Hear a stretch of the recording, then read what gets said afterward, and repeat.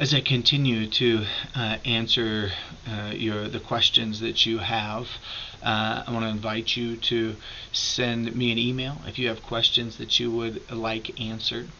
The question that was raised for today has to do with one of the stories told in the Hebrew Bible about the 10 plagues, about a God who visits havoc on the Egyptian empire through these 10 plagues, the last of which is the death of the firstborn son of every Egyptian.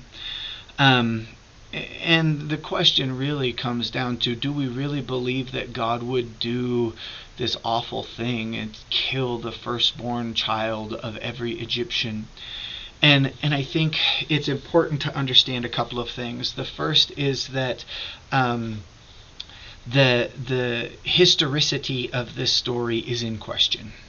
The biblical authors were not perhaps quite as concerned about telling or giving a historical account of the deliverance from Egypt as they were about making a theological claim. And so what I want to do is start to consider perhaps what that theological claim is. The story begins with Moses coming to Pharaoh and saying, "Hey, this is the God, the Hebrew God, and this Hebrew God is telling you that it's time to let the Hebrew people go." And Pharaoh's response is, "I don't know your God, and I'm not going to answer to your God." That's how the story starts. Keep in mind that in the Egyptian pantheon, Pharaoh was a son of the gods. Pharaoh was divine. So Pharaoh himself understood himself, and the people understood Pharaoh to be God. And so what happens is there's this contest that begins to take shape between Pharaoh and Yahweh, the Hebrew God. And it begins with the Nile River being turned to blood. And there are kind of these stories that go on, and they culminate with the death of the firstborn son of every Egyptian. And so as you look at the story, what you see is, the Nile River is turned to blood. Well, the Nile River is, pardon the pun, the lifeblood of the Egyptian empire, right? You're in the middle of the Sahara Desert, and so that Nile River becomes incredibly important. So there's that, and then you have the killing of livestock, and essentially what you have happen through this whole story is the Egyptian empire is essentially plundered by the Hebrew people, right? At the end of the story, the Egyptian or the Hebrew people, they ask the Egyptians, "Hey, can we have silver and gold?" And the Egyptians send them off with all this silver and gold, and say the entire Egyptian empire, which is the most powerful empire in the world, is conquered by this enslaved people because God is on their side.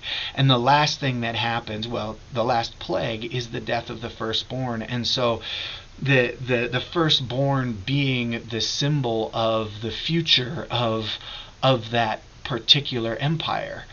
And then it moves on, and when after the death of that firstborn, Moses goes back, and Pharaoh says to Moses, "Yes, go ahead and go out into the wilderness and worship your God, and while you're at it, pray for me too."